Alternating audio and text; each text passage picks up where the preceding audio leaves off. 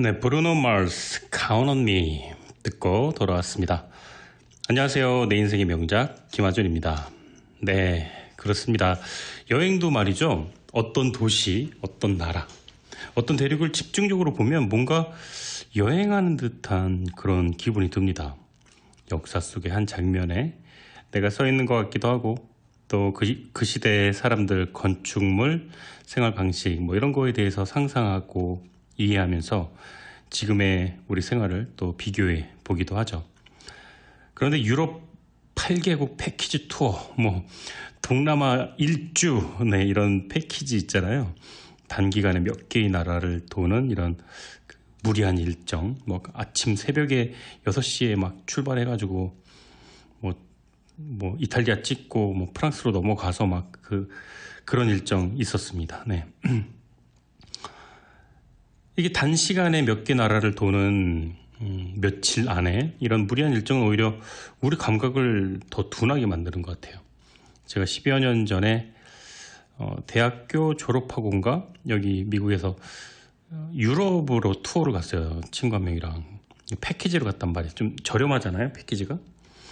근데 그때 제가 그 이탈리아 로마 콜로세움 경기장에 저희 관광버스가 도착했는데 일정이 너무 지치고 피곤하고 그래서 저 차에서 내리지 않고 그냥 버스에서 잠만 잤던 기억이 있어서 이 콜로세움 경기장을 이제 TV나 뭐 유튜브로 보게 되면 가슴 한편이 너무 애려오는 그런 기억이 있습니다. 그리고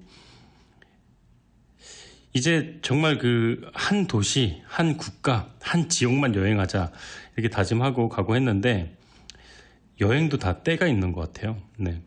지금 뭐 먹고 사는 일에 묶여서 마음대로 어디 다니기가 어려운 상황이 되니까 그때 학교 졸업하고 그 잠깐의 그 시간을 내서 다닌 게 참 잘한 거긴 한데 그렇게 패키지 투어는 추천하고 싶지가 않네요. 또 많이 먹으면 먹을수록 행복해져야 하는데 우리는 뭐 예를 들어서 무제한 뷔페 이런 거 있잖아요. 그 무제한으로 뭐 고기 무제한 이런 거 있잖아요.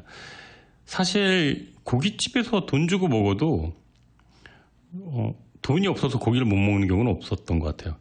배가 불러서 더 안 시키는 거지 1인분만 더 시키고 싶은데 돈이 부족해 이런 수도 있긴 있겠지만 그런 경험이 이제 성인이 되고 나서는 30, 40대 자기가 돈을 버는 사람 입장에서는 자주 있는 일은 아닌 것 같은데 이 무제한 고기 뷔페 이런 것들 점점 속이 더부룩해지는데 먹어야 돼. 공짜니까 먹어야 돼. 이렇게 불편해지면서 이 복부 비만의 외침, 네. 경험 있을 거예요. 아마 없을 수도 있겠지만 미국의 뷔페가 많지는 않지만 또 한인타운 쪽으로 몇 군데 생각나는 고기 뷔페가 있는데 정말로 많은 음식을 단시간에 먹는다고 행복한 게 아니라 조금의 음식이라도 원하는 음식을 적당한 순간에 맛있게 먹는 게 중요하겠죠. 잠도 피곤하다고 하루 뭐 15시간, 20시간 자면 피곤이 풀리는 게 아니라 더 무기력해지고 더 피곤해지고 다음날 일하는데 지장을 받는 것처럼 말이죠. 반면에 잠이 부족한 어떤 피곤한 오후 뭐 2시, 3시, 4시 뭐 5분, 10분, 뭐 15분 파워냅이라고 하죠. 어떤 수면실이나 이런 쪽잠을 잠깐이라도 잔다면 그 개운함이란 하루를 정말 다시 시작하는 그런 기분이 들 정도가 되는 거죠. 정말 그런 것 같습니다. 우리에게 충분하고 많고 뭐 대단하고 이런 정보, 음식, 휴식, 잠 이런 것보다 정말 필요한 건 작은 에너지. 우리를 다시 움직이는 그 동력이 되는 것 같습니다. 뭐 사무실에서 정신없이 일하고 전화 받고 회의하고 미팅하고 하다가 뭐 휴게실이나 옥상, 발코니 뭐 아니면 뭐 건물 밖에 나가서 5분 정도 걷거나 하늘을 바라보거나 바람을 이렇게 쐬면은 문득 그 열띠게 그 답이 없는 미팅, 회의, 컨퍼런스가 아주 기가 막힌 인스파이어드한 그런 아이디어가 떠오를 때가 있습니다. 지금 우리에게는 무한정의 많은 에너지보다 작지만 꼭 필요한 에너지, 기쁨, 감사, 뭐 칭찬, 격려 이런 에너지가 필요한지도 모르겠습니다. 자, 오늘은 좋은 책, 정말 명작에 걸맞는 좋은 책 함께 하도록 할 거고요. 오늘 뉴저지에 사시는 청취자 줄리안님께서 신청해 주신 곡 스모키의 Living Next Door to Alice, 명곡이죠. 명작과 함께하는 명곡 듣고 돌아와서 내 인생의 명작 본격적으로 시작하도록 하겠습니다.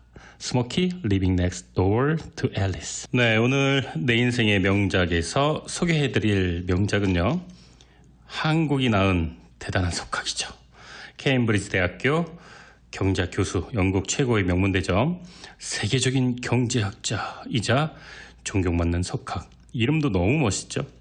장하준 교수의 경제학 이야기, 나쁜 사마리아인들입니다. 저랑 이름이 같아요. 동명이인입니다. 네. 2008년도 이명박 정부 시절 국방부가 이 책 나쁜 사마리아인들을 불온도서로 지정했습니다. 국방부에 따르면 이 책은 반미, 반자본주의를 주장하는 반정부 도서이다. 네, 반이 많이 붙네요. 반미, 반자본, 반정부. 네, 이거 엄청난 책인데요. 그런데 나쁜 사마리아인들은 미국 정부, 또 서구 열강, 유럽 선진국가가 취해온 신자유주의 정책에 반대하는 것이지, 미국 또 서구 선진국 제도와 이념 자체에 반대하는 건 아니었습니다. 저도 책을 다 읽었지 않습니까? 그런데 그 어디에도 미국을 반대하거나 반미거나 아니면 반정부 를 이렇게 주장하는 내용은 없습니다. 국방부 관계자분들께서 2008년도에 훈련을 너무 열심히 뛰셔가지고 이제 조금 그 합리적인 어떤 선택을 못했던 것이 아닌가 생각이 드는데, 그리고 불온서적에 이 거의 그 경제학상에 노미네이트 될 정도의 그 대한민국 최고의 석학인 케임브리지 대학교 교수의 그 책을 불온서적으로 지정을 할 정도면 조금 지나쳤죠. 네. 나쁜 사마리아인들은 신자유주의 또 세계화의 위험성을 독자 눈높이에 맞춰 소개한 대중적인 경제서였습니다. 네. 어쨌든 이 책이 최초 출간했을 때가 2007년도였어요. IMF 전이었죠. 그 당시에는 한국뿐만 아니라 세계적으로 흔히 말하는 글로벌 스탠다드라는 근사한 구호 아래 신자유주의가 만능 치트키처럼 여겨지던 바로 그런 때였습니다. 이 시장이 보이지 않는 선, 무역 보호가 아니라 이제 자유롭게 무역을 하자라는 그런 주의였죠.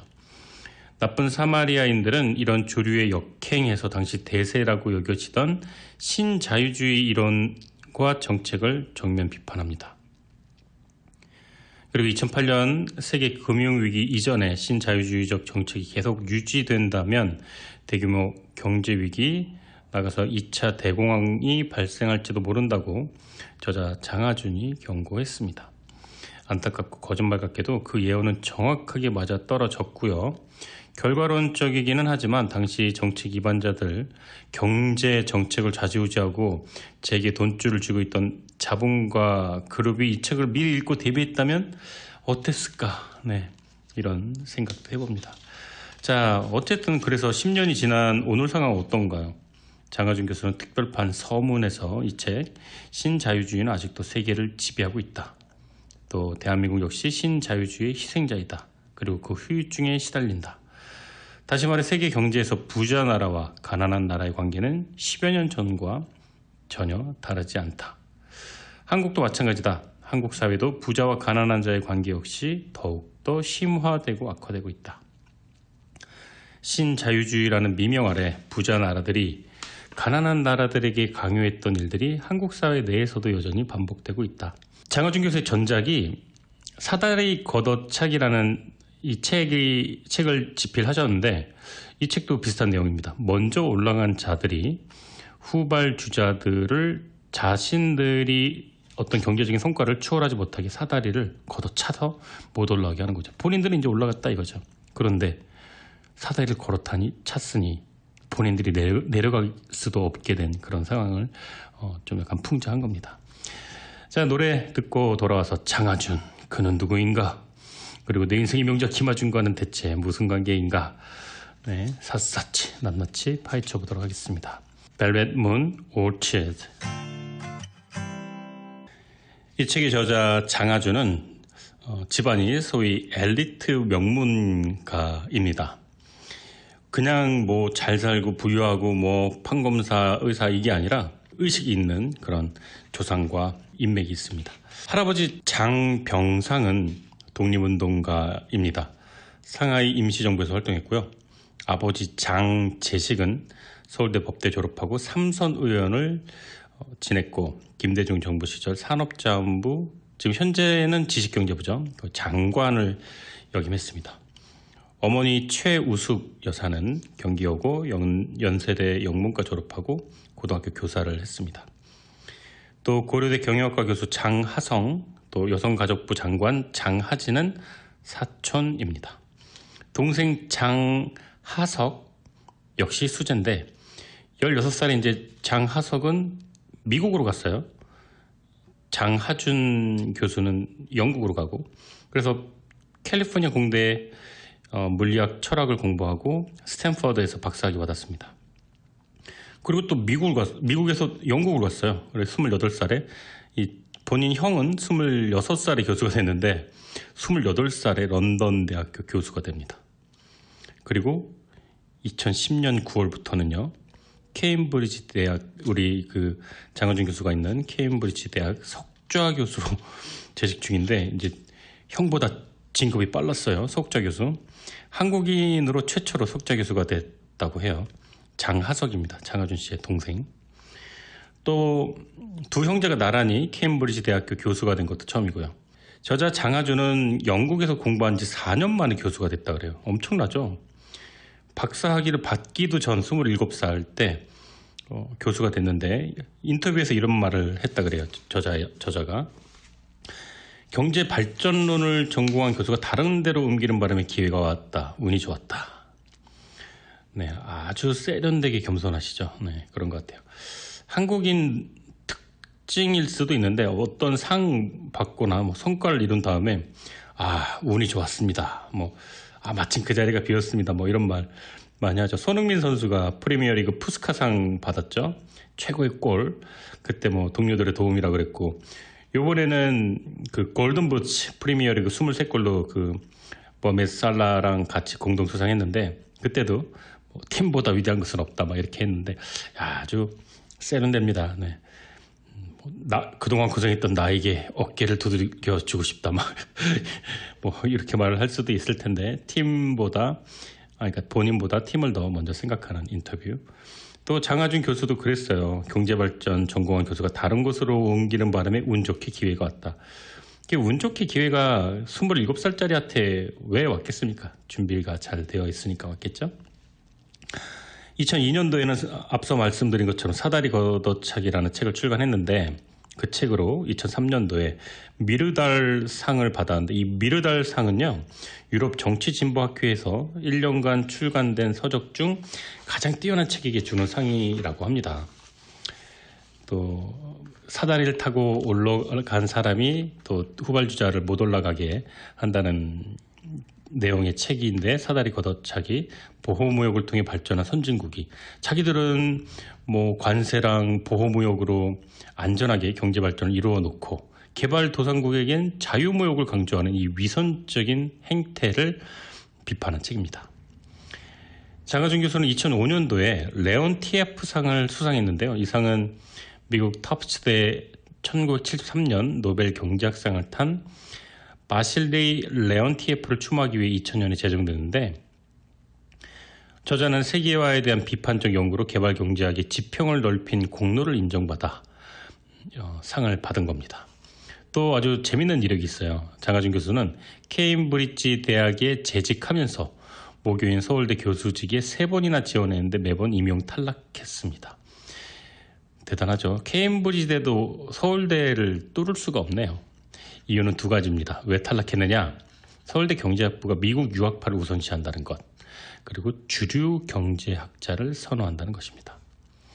제도경제학을 전공한 장하준 교수는 비주류 경제학자고 영국이니까 유럽 박사 출신이라 서울대에서 달갑지 않게 보았다 그래요. 그리고 주류 경제학자란 수학, 통계학을 많이 쓰는 시장 원칙론자들, 또 흔히 시카고 학파라고 지칭하는데요. 이 학파의 태동시킨 시카고대는 신자유주의의 본산이라 그래요. 그런데 장하준은 신자유주의를 타겟으로 없어져야 된다. 이것은 잘못된 주의다라고 강력하게 주장하는 사람이기 때문에 신자유주의를 비판하는 학자니까 당연히 서울대에서 싫어할 만했겠죠. 2007년도 당시 서울대 경제학 교수 김수행 씨는 마르크스 경제학을 전공한 학부에서 유일한 비주류 경제학자였는데 정년 퇴임 1년 앞둔 그해 김수행 교수가 내가 퇴임 후 오게 될 교수는 주류 경제학자로 낙점되었다.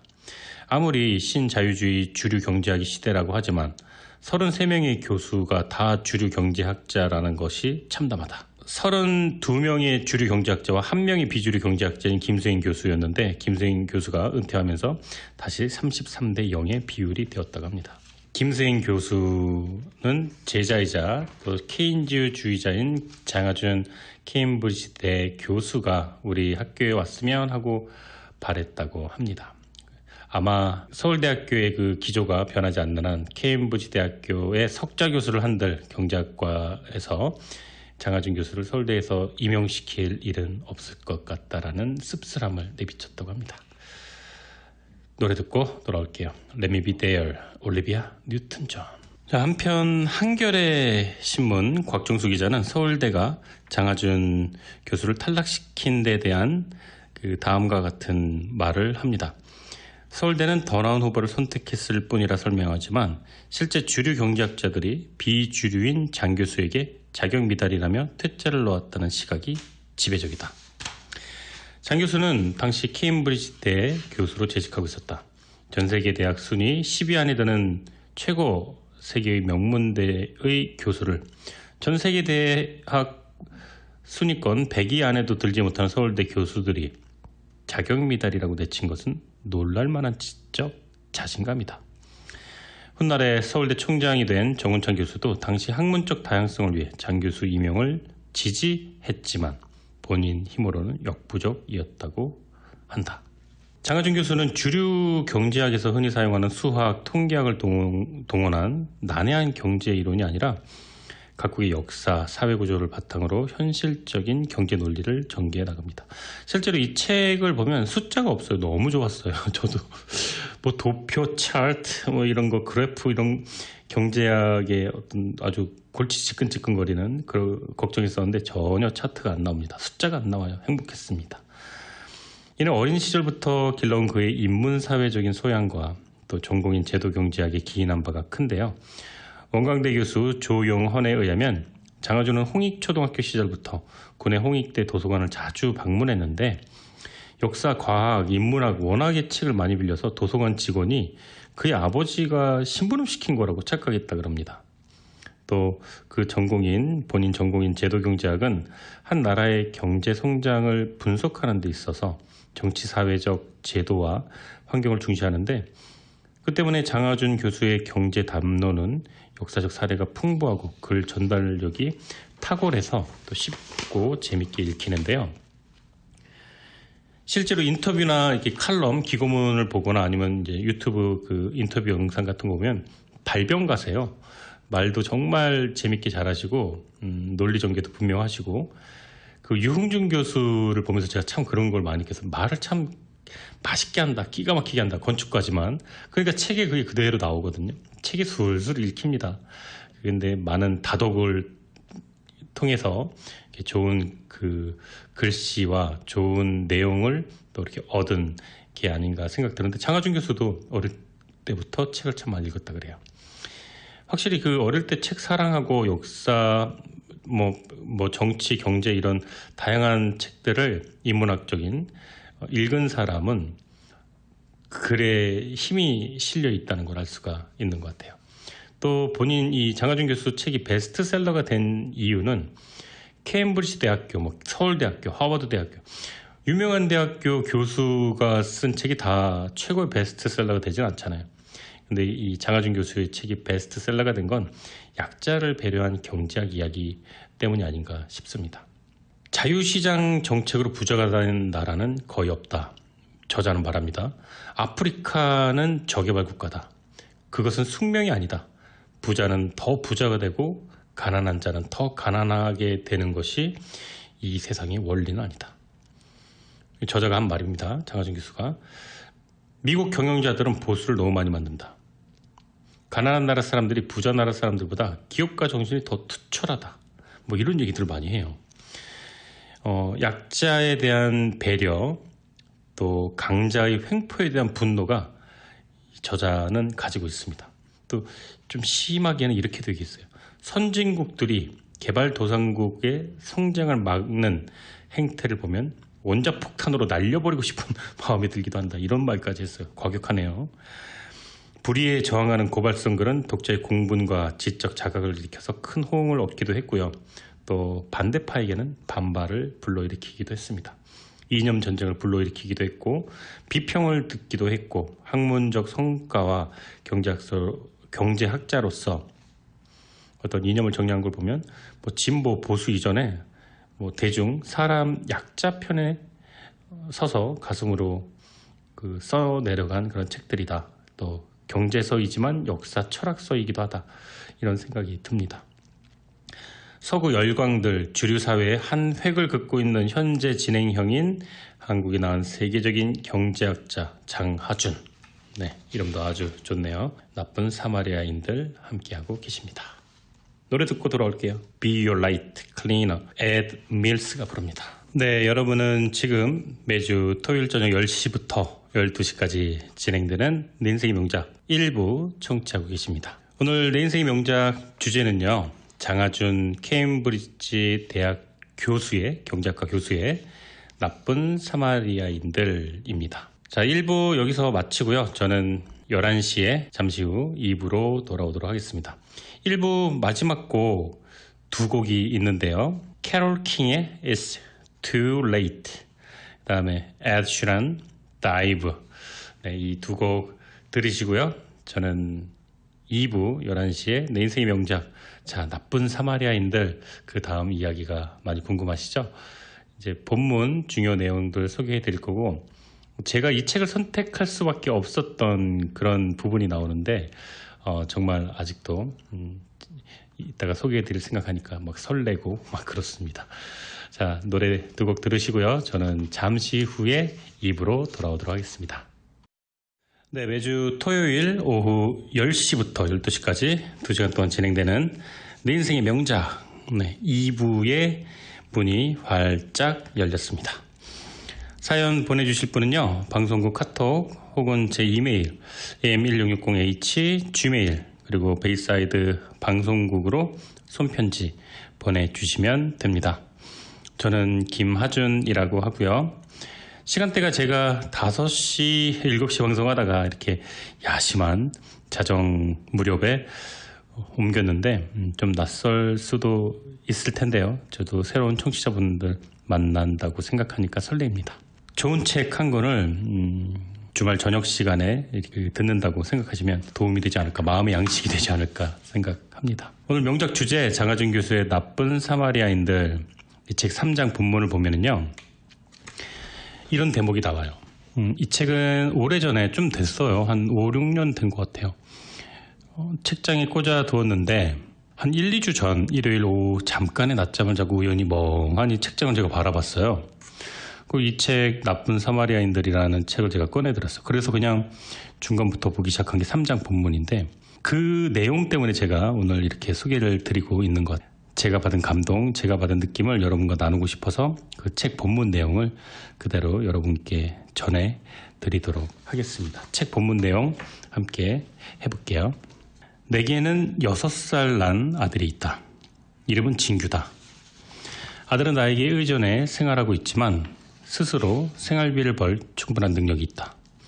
나는 아들의 의식주 비용과 교육, 의료 비용을 지불하고 있지만 내 아들 또래 아이들 수백만 명은 벌써부터 일하고 있다.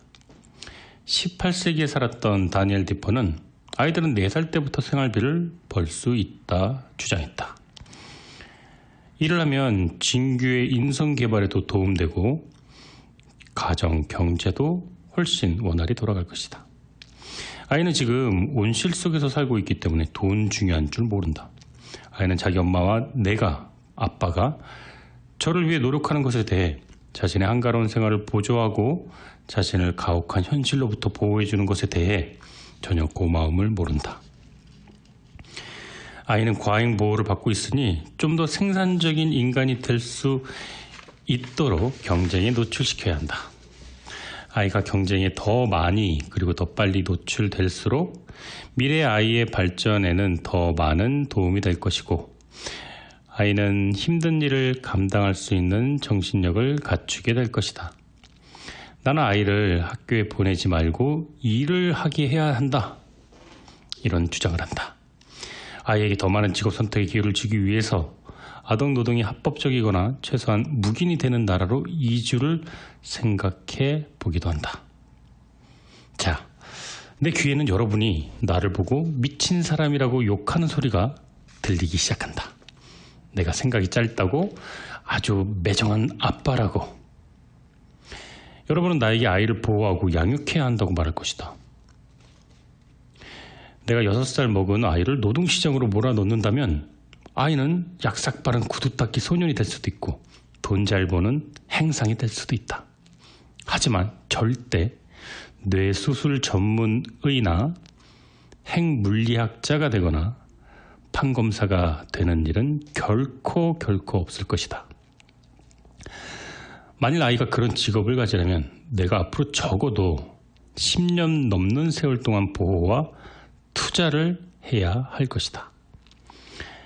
나의 이런 터무니없는 주장은 개발도상국에는 급속하고 대대적인 무역 자유화가 필요하다는 자유무역주의 경제학자들의 주장과 근본적으로 논지가 일치한다.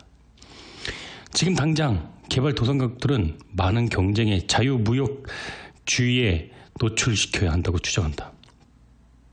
자국의 경제를 보호하는 것은 경제를 구조적으로 안이함과 나태함을 유발할 것이라고 말한다. 경쟁에 노출되는 것이 빠르면 빠를수록 경제 발전에 더 많은 도움이 된다는 것이다.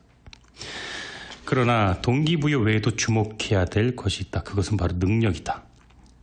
내 아들 진규가 6살에 학교를 그만둔다면 설령 2천만 파운드라는 엄청난 보수를 주겠다는 제의나 머리에 총알을 박아놓겠다는 무시무시한 협박이 있다고 하더라도 어려운 뇌수술을 성공시키거나 논리적으로 완벽한 법리 이론을 만들거나 물리학자가 되는 일은 결코 없을 것이다.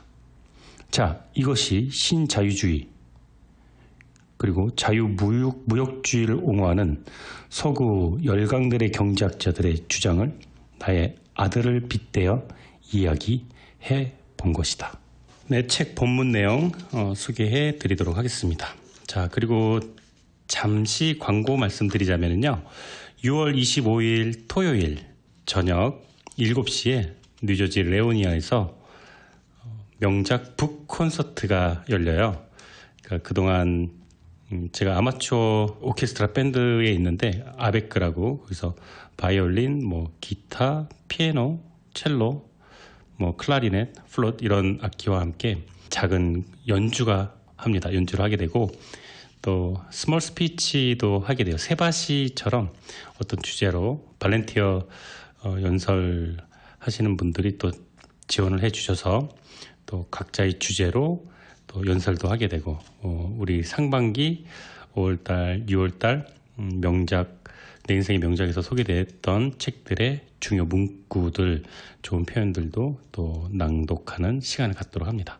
6월 25일 토요일 7시 제가 주최하는 명작 북 콘서트, 여러분도 혹시 관심 있으시는 분들은 문의해 주시고 연락 주시기 바랍니다. 그 레오니아 북카페에서 뉴저지예요. 저녁 7시니까 토요일. 잊지 말자 6.25. 네, 6월 25일입니다. 자, 책 내용 소개해 드리도록 하겠습니다. 좋은 내용들이 너무 많아서 지금 책의 원본을 훼손하지 않고 그대로 읽어 드리도록 할게요. 자유무역은 좋은 것이다. 이것은 신자유주의 정통파의 핵심이다. 신자유주의자들에 있어 이건 너무나 자명한 전제다. 예전 케임브리지에서 나와 함께 연구하던 출중한 동료이자 유럽 부흥개발은행에서 수석 이코노미스트로 일했던 윌렘 비터 교수는 예전에 이를 두고 이렇게 말했다. 명심하라. 일방적인 무역 자유화는 어느 누가 보상을 받아야 하는 양보나 희생이 아니라 자기 이익을 위한 개인 행동이다. 모두가 잘 살자는, 모두가 잘 되자는 무역 자유화는 무역의 이익을 더 늘리지만 그것이 무역 자유화의 이익을 가져올 것이다. 이 경제 이론은 분명하고 자명한 것이다. 이렇게 간결하게 표현한 적이 있다. 자유무역의 가치에 대한 믿음은 정통 신자유주의 이론에서 매우 핵심적인 것으로 신자유주의 경제학자들을 정의하는 가장 확실한 것이다. 자유무역에 대한 믿음이 있다면 신자유주의적 명제들의 다른 요소에 대해 예를 들어서 자본시장 개방, 강력한 특허권 보장, 민영화, 이런 것에 의문을 품더라도 신자유주의 교파 안에 머무를 수 있다. 그러나 자유무역을 반대한다면 그는 이 사실 하나만으로도 확실히 신자유주의 교파로부터 파문당하게 될 것이다. 나쁜 사마리아인들은 이런 확신에 근거하여 개발도상국들을 자유무역으로 극한까지 밀어붙이거나 적어도 무역을 조금이라도 더 자유로운 방향으로 몰아붙이는 데 전력을 기울여 왔다. 지난 4반세기 동안 대부분의 개발도상국들은 엄청난 정도로 무역을 자유화했다. 1982년 제3세계 외채 위기 직후에 개발도상국들은 처음으로 IMF와 세계은행의 독촉을 받아 무역을 자유화했다. 95년도 WTO가 설립된 이후 무역 자유화에 대한 압박은 조금 더 단호해졌다. 지난 10년 동안 쌍무적 지역적 자유무역협정 FTA도 급격하게 늘어났다. 그러나 안타깝게도 이런 무역 자유화에도 불구하고 이 기간 동안 개발도상국들의 형편은 전혀 나아지지 않았다. 자유무역 진영의 얼굴마담격인 멕시코의 사례는 주목할 만하다. 자유무역으로 성공할 만한 개발도상국이 있다면 그것은 바로 멕시코다. 멕시코는 미국이라는 세계 최대의 시장과 접경하고 있고 95년 이후 미국과 북미 자유무역협정 나프타를 통해 FTA를 맺고 있다. 또 미국에 거주하는 수많은 멕시코 이주민들은 비공식적인 차원에서 중요한 사업상 연주를 제공할 수 있다. 멕시코는 다른 가난한 개발도상국들과는 달리 숙련 노동자와 유능한 경영자의 인력풀 그리고 비교적 선진화된 사회 간접 자본을 갖추고 있다. 자유무역주의 경제학자들은 자유무역이 멕시코의 성장을 가속시켜 이익을 가져왔다고 주장한다. 나프타 이후 1994년에서 2002년 사이에 멕시코 1인당 국내 총생산 GDP는 해마다 1.8% 성장했는데 이는 85년에서 95년 사이의 성장률 0.1%에 비하면 어마어마한 상승률이다. 하지만 멕시코는 80년대 중반 이미 신자유주의로 전향한 만큼 나프타 이전 10년 역시 광범위한 무역 자유화가 이루어진 기간이다. 따라서 0.1%라는 성장률 역시 무역 자유화로 인한 결과라고 하는 게 타당할 것이다. 나쁜 사마리아인인 부자 나라들은 개발도상국들에게 자유무역을 권장하면서 자신들이 모두 완전한 자유무역은 아니더라도 그에 가까운 무역을 하고 있다는 걸 강조한다. 그러나 이것은 마치 6살 먹은 아이를 키우는 부모를 보고 성공한 어른들은 부모에게 의지하지 않으며 또한 자립을 했기 때문에 성공한 것이라는 논리를 들이대면서 6살 먹은 그 아이를 일터로 보내라고 충고하는 것과 같다. 성공한 어른들은 성공을 했기 때문에 자립을 한 것이지 자립을 했기 때문에 성공한 것이 아니다. 하지만 그들은 이 사실을 깨닫지 못한다. 실제로 성공한 사람들 대부분 어린 시절에 부모로부터 경제적, 정서적 든든한 지원을 받은 사람이다. 부자 나라들은 자국의 생산자들이 준비를 갖추었을 때만 점진적으로 무역을 자유화했다. 역사적으로 살펴보면 무역 자유화는 경제 발전의 원인이 아니라 경제 발전의 결과인 셈이다.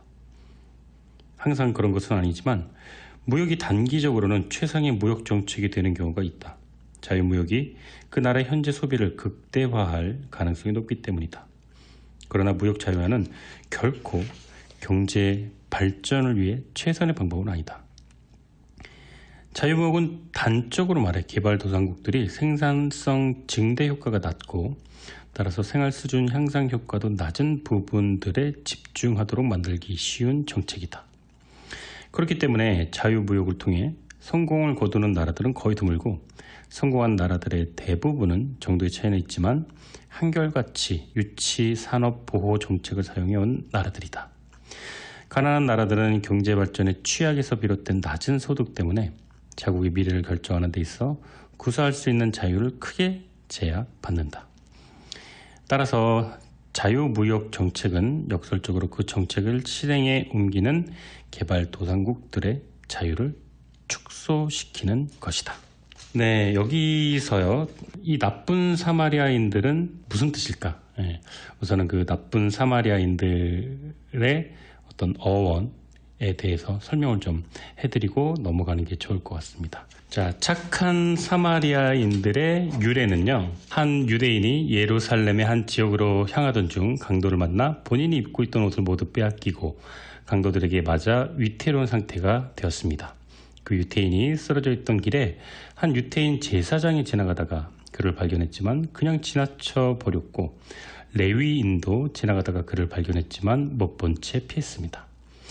그러나 사마리아인은 그를 발견하고 가까이 다가가 기름과 포도주로 상처를 소독하고 본인이 타고 있던 짐승에 그 유태인을 태워 주막으로 데리고 가 돌보았습니다. 당시 사마리아인은 유태인에게 멸시를 받는 인종이었음에도 불구하고 그 사마리아인은 유태인을 돌보고 걱정하다가 결국 주막 주인에게 돈을 주며 유태인이 회복할 때까지 돌봐줄 것을 부탁하고 길을 떠났습니다. 이러한 성경 속 그 착한 사마리아인의 이야기에서 이 장하준 교수가 나쁜 사마리아인이라는 이제 반어법으로 책 제목을 지은 겁니다. 착한 사마리아인이 아니라 어떤 저개발 국가, 개발도상국들의 발전과 성장을 저해하는 나쁜 사마리아인들에 빗대어 이야기를 좀 꼬은 거죠. 네. 이 제목의 유래를 잠시 설명해 드렸습니다. 노래 듣고 돌아오도록 하겠습니다. 뉴저지에서 탐 정이라고 청취자분이 본인 소개해 주셨는데, 폴 킴 모든 날 모든 순간 신청하셨습니다. 부자 나라들은 자유무역이 현실적으로나 이론적으로나 통하지 않는다고 해도 전혀 개의치 않는다. 자유무역의 성적이 이토록 형편없는데도 불구하고 나쁜 사마리아인인 부자 나라들은 1980년대 이후 개발도상국에 대해 무역 자유화를 강력하게 장려해왔다. 앞에 장에서 논의했던 것처럼 70년대 후반까지 부자 나라들이 자발적으로 가난한 나라들로 하여금 더 많은 보호정책과 보조금을 쓸 수 있도록 허용했다. 그런데 80년대 들어서자 사정이 달라졌다. 이런 변화는 미국에서 가장 뚜렷하게 나타났다. 미국은 경제적으로 뒤떨어진 나라들과의 국제무역과 관련해 대승적인 입장을 취해왔지만 80년대 들어서자 갑자기 19세기 영국의 자유무역 제국주의와 흡사한 시스템으로 재빠르게 갈아탔다. 미국 대통령 로널드 레이건은 GATT의 우루과이 라운드 회담이 시작되던 1986년에 이런 새로운 방침을 분명히 했다. 당시 레이건은 우리와 거래하는 무역 상대국들과 새로운 그리고 훨씬 개방적인 협정, 상대국들이 자국의 시장을 완전히 개방하고 자국의 상품을 대하는 것처럼 미국의 상품을 대하게 될 협정을 요구했다. 이 협정이 현실화된 것은 86년 우루과이 푼타 델 에스테시에서 시작돼 1994년 모로코 마라케시시에서 끝난 GATT의 우루과이 라운드 무역회담을 통해서다. 그 결과 WTO 체제가 설립됐는데 이것은 개발도상국들에게 매우 불리한 것이었다. 표면적으로 보면 WTO는 경기장을 평평하게 만들어 놓고 회원국 누구나 똑같은 규칙에 의해 경기를 할 것을 요구하지만, 그래서 어느 누가 반대할 수가 없지만, 하지만 중요한 건 WTO 전체 회원국이 전체 협정에 서명을 해야 한다는 일괄타격 원칙이 채택되었다는 것이다. 이 GATT 제도하에 각국은 어느 협정에 서명할지 선택할 수 있었고, 많은 개발도상국들이 자국이 원하지 않는 협정, 예컨대 보조금의 사용을 제한하는 협정에는 발을 들여놓지 않을 수 있었다. 그러나 일괄 타격 방식에서 전체 회원국이 똑같은 규칙을 지켜야 한다. 전체 회원국이 관세를 줄여야 되고 수입 쿼터, 또 수출 보조금, 또 모든 보조금과 보호무역을 폐기해야 했다. 게다가 자세히 들여다보면 경기장이 평평하지 않고 기울어져 있다는 것을 알 수 있다. 우선 부자 나라들이 평균적으로 보면 보호의 정도가 낮지만 가난한 나라들이 수출하는 상품, 특히 의류, 직물 분야의 상품들에 대해 불균형하게 보호 조치를 사용하는 경향이 있다. 즉 가난한 나라들이 부자 나라의 시장에 수출을 하려고 하면 다른 부자 나라들보다 훨씬 높은 관세를 내야 한다. 옥스팜 보고서는 미국의 전체 수입 세율은 1.6%이다. 이 세율은 많은 개발도상국들에 대해서는 급격하게 올라간다. 평균적인 수입세를 살펴보면 인도와 페루의 4% 남짓에서부터 니카라과 7%, 방글라데시, 캄보디아, 네팔은 15%에 이른다. 결국 2002년 경제 규모로 따지자면 영국의 3분의 1도 못 미치는 인도가 영국보다 훨씬 많은 관세를 미국에 지불했다. 더 놀라운 건 같은 해 경제 규모로 따지면 프랑스의 3%에 지나지 않는 방글라데시가 프랑스와 거의 같은 규모의 관세를 미국에 지불했다는 사실이다. 기울어진 운동장, 핵심 키워드입니다. 자, 노래 듣고 돌아올게요. 노라 존스, What Am I To You. 부자 나라들은 우루과이 라운드의 결과에 만족하지 않고 개발도상국들에게 자유화를 더욱 거세게 몰아붙이고 있다. 예를 들어 외국인 투자 규제에 대한 제약을 무역 관련 투자 협정에서 받아들여진 것 이상으로 강화하려는 움직임이 있다. 이런 움직임에는 처음에는 OECD에서 시도됐다가 다음에는 WTO를 통해 시도되었다. 이 움직임 두 차례 모두 좌절되자 선진국들은 공격의 초점을 바꿔 개발도상국들의 공업 관세를 대폭 축소하는 쪽에 집중하고 있다.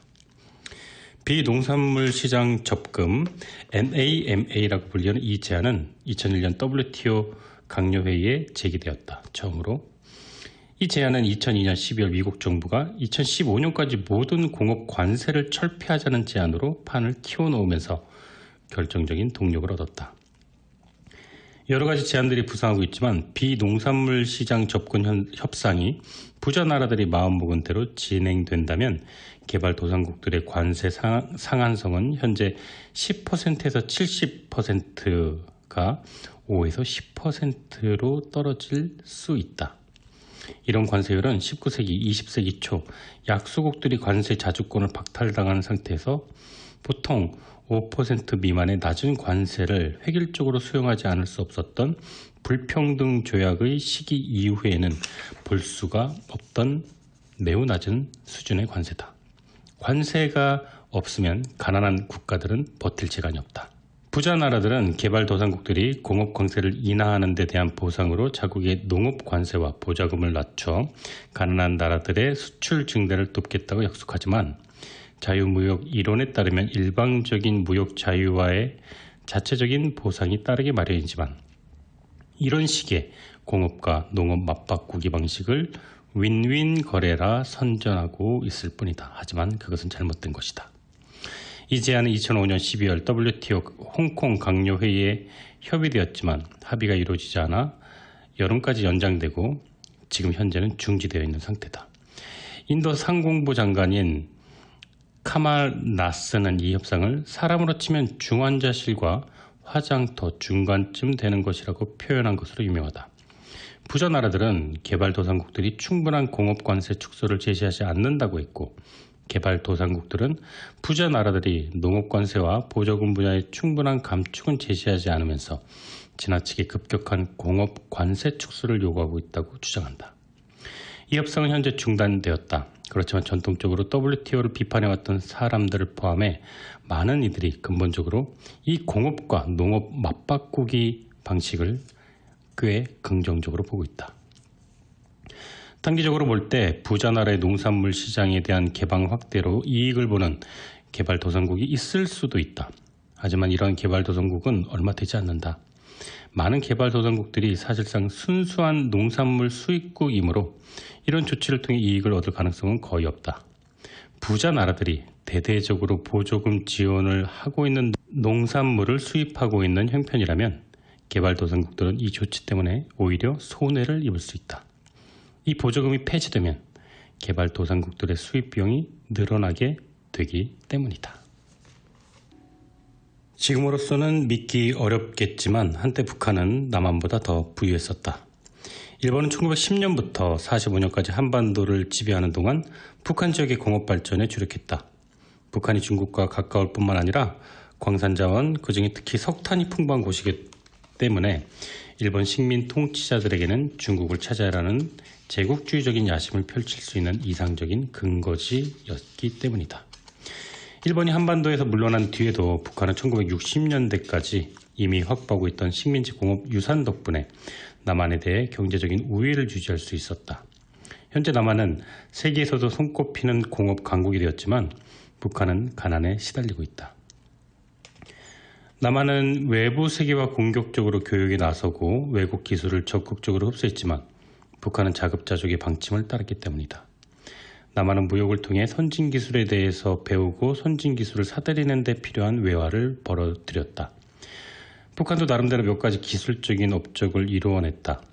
비난론의 대량 생산 방법을 개발한 것이 그 한 가지 사례다. 비난론은 1939년 한국의 과학자가 석회석을 주 원료로 하여 개발한 것으로 나일론 이후 두 번째로 개발된 인조 섬유였다. 이 섬유는 쾌적한 직물을 만드는 데 적합하지 않아 다른 곳에서는 전혀 인기를 얻지 못했지만 북한 사람들은 비난론 덕분에 의류 분야에서 자급자족을 할 수 있었다.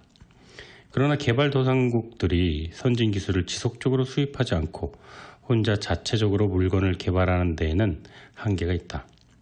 결국 북한은 기술적인 면에서 볼 때 과거 1940년대 일본의 기술과 50년대 소련의 기술에 묶여 있고 남한은 세계에서 손꼽히는 역동적인 기술 국가가 되었다. 무역이 경제 발전에 도움이 된다는 것을 입증하는데 이보다 좋은 근거가 있을까?